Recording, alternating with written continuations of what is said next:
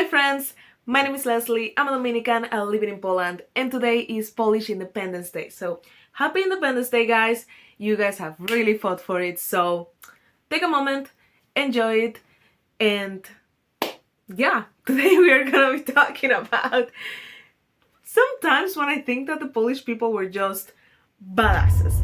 And I mean more than your regular day-to-day things. No, I'm talking about like considerable.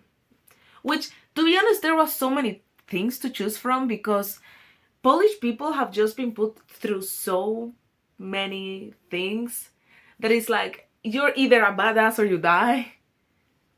And here we are celebrating Independence Day, so I guess you guys didn't die, so good for you. The first thing I wanted to talk about is the Winged Hussars. Actually, you know what? Let's see how you guys call this. Skrzydlata Husaria. There it is. New word in Polish. Anyway, these guys were like a super elite cavalry fighters, ninja turtles, but cooler because they had money. So they could buy some really fancy suits. And I want to make a note though that when I first saw 1670, again, take me to jail, I love this serial. When I first saw this and I first met the Bogdan character, Bogdan, I kind of understood the joke of him being in these like big wing things, like as a general thing, you know, I was like, haha, that's funny. But when I was doing research for this video and I saw the actual suits that they were wearing, I was like, uh-huh.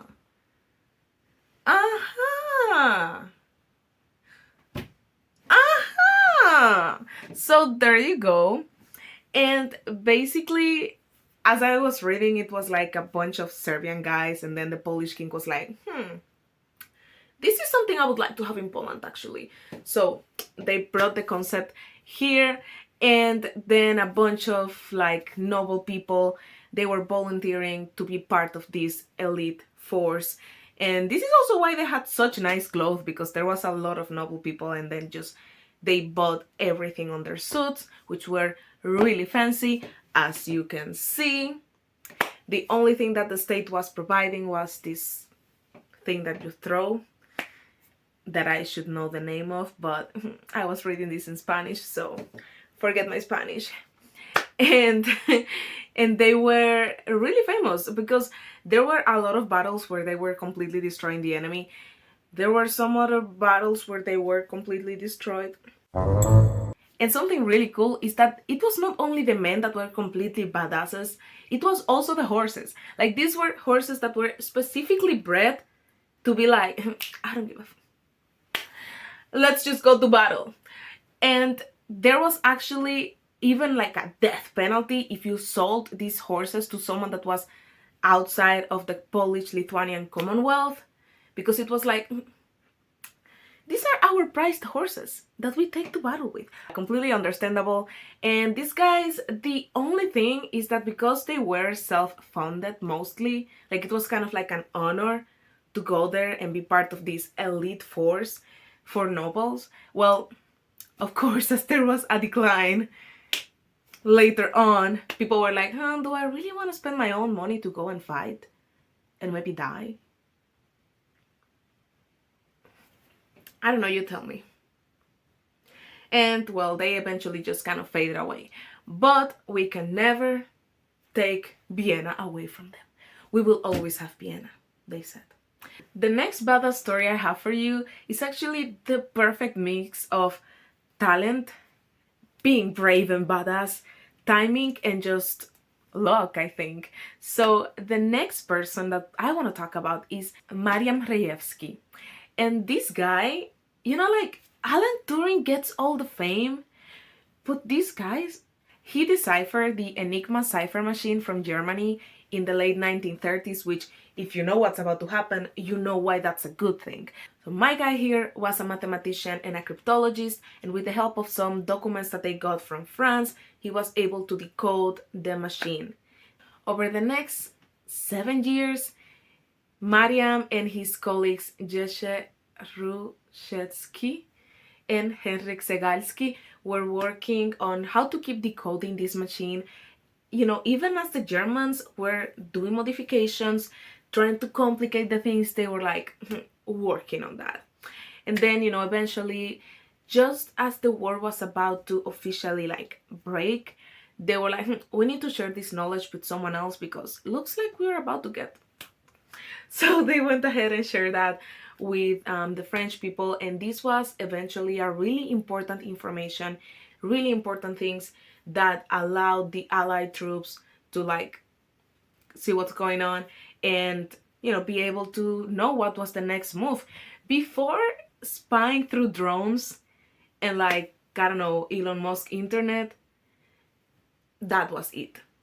So, of course, after the war officially broke, they were moved to France. After France fell, they were moved to Algeria. Then they were moved to the south of Vichy, France, I don't know. And then once this also failed, they were moved through Spain and Portugal to Britain. I want to let you know that this is not a case where people just, okay, well, out, try to survive. No. In each one of those places where they were going, they just kept researching, they just kept helping, they just kept, yeah, I'm too excited to speak right. They just kept fighting for Poland. After the war, Mariam returned to Poland, but it was kind of like, yeah, we are free, happy, ha ha ha, but maybe I should not say what I've been doing because you don't know what the Soviets are gonna do with me. So he just basically kept quiet, but thankfully later on in his life, he was able to talk about everything that he was contributing to Poland and to the world through his research and his discoveries and his mathematician brain. So yeah, this is the reason why we now have information about him and why we now know that it was not only Alan Turing. There are other smart people. Can you imagine that? There's more than one smart people in the world. Who would have thought? The next thing I want to talk to you about is the Solidarność movement. And if you have been in this channel before, you know that we have talked about this before. But the thing is, it is kind of iconic. I have to keep bringing it up because it is iconic. So if you don't know this, the Solidarność movement was basically like a union, but then it just evolved to something else. In August of 1980, there was like massive strikes around Gdansk and the shipyard, and a lot of people lost their life there. A lot of people were just locked there for days. So it was like a really significant thing because you know what happened? Polish people were just coming from a literal war, and now there was this government that controlling them to the point where like my mother-in-law, I mean, I do love her, so yeah. My mother-in-law was saying that when my husband was born, like they couldn't even get access to clothes and it was so hard. Even to get a banana was so hard. So you can imagine people were not having a good time. People were not having a good time. So they start to unionize, they start to fight. And of course, this was August 1980. By 1981, the Soviets were like, you know what, I think this is illegal. I think this is illegal. Yeah, I'm gonna put you guys to jail. That's what I think I'm gonna do. That sounds right. And these people, they didn't stop fighting. And this is one of those instances where the phrase, if we all get together, we can make a change.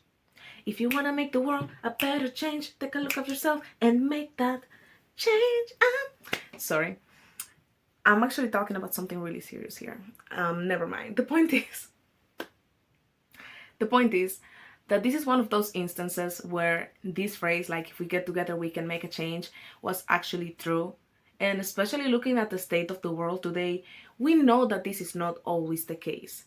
So the fact that at some point 10 million Poles were in this union, were trying to mobilize this, the fact that on top of that, our favorite Polish person, Pope John Paul II, was like, hold my bag, hold my Pope hat. And he was just, moving threads, trying to help, communicating with Lech Walesa, which actually got the Nobel Peace Prize for his efforts. And, all of this together, 10 million, like think about that, 10 million people. In the Dominican Republic, we are 11 million. We are significantly smaller, but we do reproduce like rabbits. So still a lot of people. So imagine that from the perspective of all of the other countries that were also under the Soviet Union, and see how significant, how badass it is to Poland to be like, nah, not on my watch. Give me back my freedom again. And you know what? In the Independence Day, I think this is a really relevant day to talk about Lech Walesa and Solidarność. So there you have it. This is my contribution. And now for my football fans, because I know you are there. I know you are there. I see you trashing the trains. Don't do that, actually. Don't do that. I want to talk about the performance of the Polish team in the 1974 FIFA World Cup. These guys, like, there's so many things happening back home, and they're like, you know what? We are going to excel. We're going to be extraordinaire. Their first match was against Argentina. And I don't know if you know this.